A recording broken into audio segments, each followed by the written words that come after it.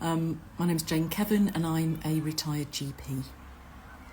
The BMA, the British Medical Association, is the largest doctors' union, having around 173,000 members. Elected regional and national representatives meet once a year to establish and develop BMA policy.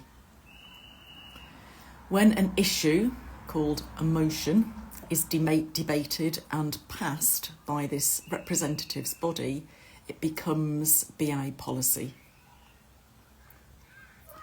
In the weeks and months leading up to the annual conference, any BMA union member can put forward an issue for debate.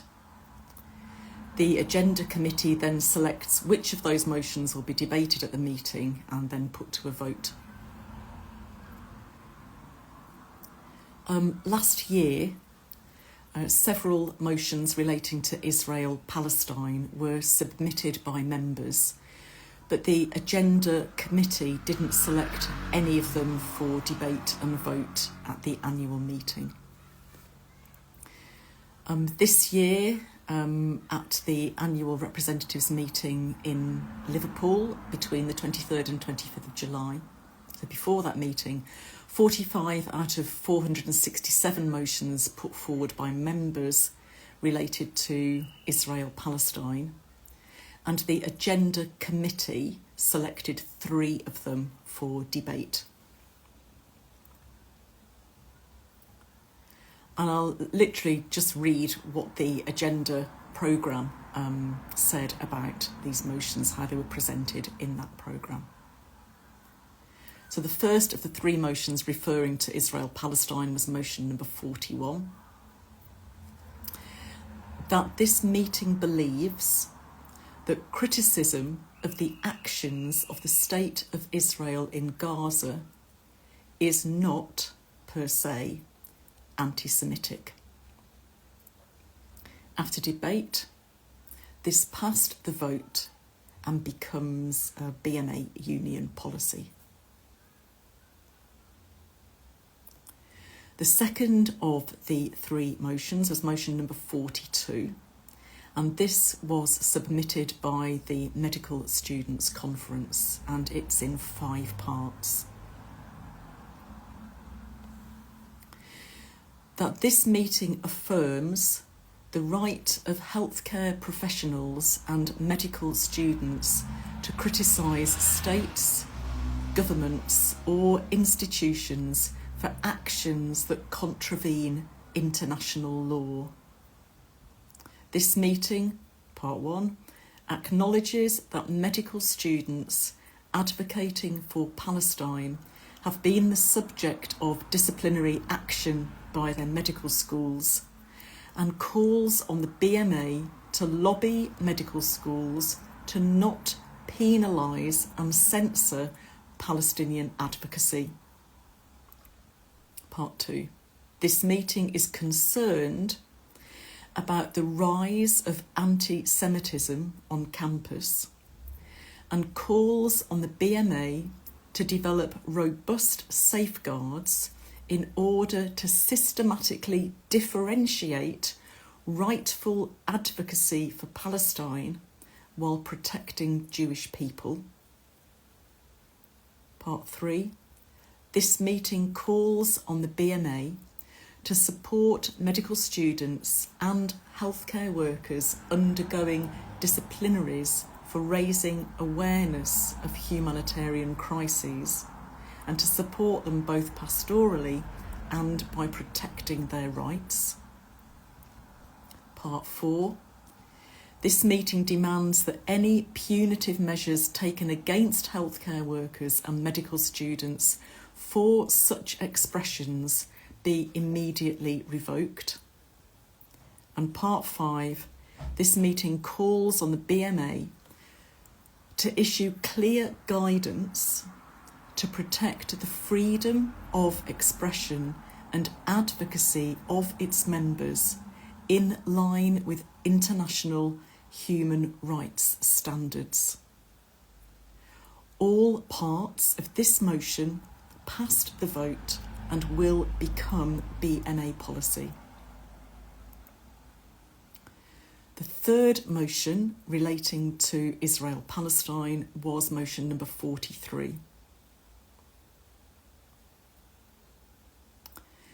That this meeting reaffirms the BMA's position statements of June 2024 and January 2025 on the Israel-Gaza conflict, which underscore the imperative of upholding international humanitarian law and the protection of healthcare workers and infrastructure in conflict zones.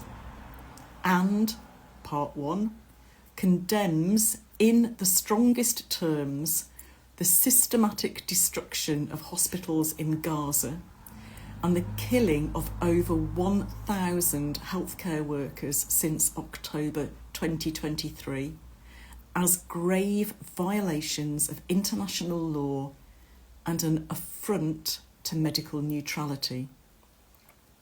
And Part 2 demands the immediate and unconditional release of all detained healthcare workers in Israel as political prisoners and calls for an end to the targeting and criminalisation of medical personnel providing care in conflict zones. And Part 3 calls for unrestricted and unimpeded access for medical and humanitarian relief in Gaza, ensuring the delivery of life-saving aid and the rebuilding of healthcare infrastructure.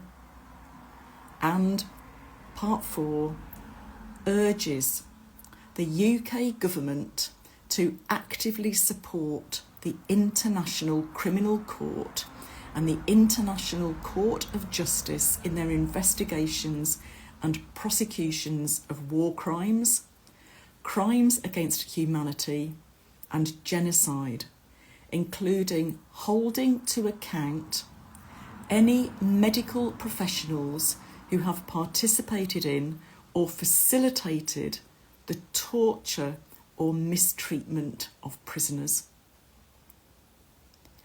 All parts of this motion passed the vote and will become BMA policy.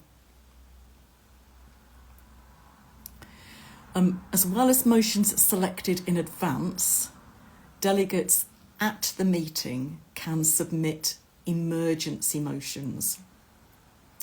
And the following motion was submitted as an emergency motion and was selected for debate and vote. Selective condemnation undermines medical neutrality. For the BMA to reaffirm its commitment to the impartial protection of healthcare in all conflicts. For the BMA to write to the World Medical Association urging consistent condemnation of attacks on healthcare, including in Gaza.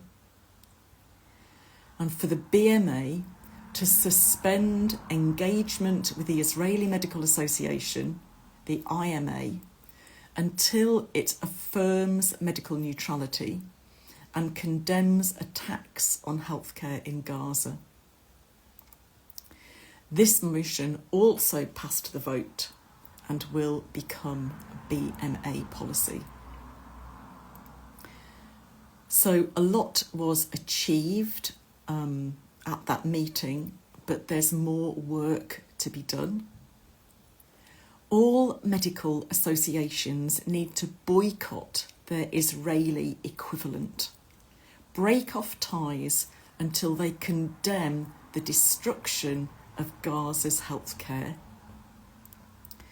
The hope is that these positive outcomes at the BMA meeting will inspire other healthcare unions to lobby for policy change. I myself, as I said, I'm a retired GP. I'm no longer a member of the BMA. I am reading out this agenda to make you aware, to raise awareness of what was discussed at the BMA Annual Representatives Meeting and what was the outcome. Thank you.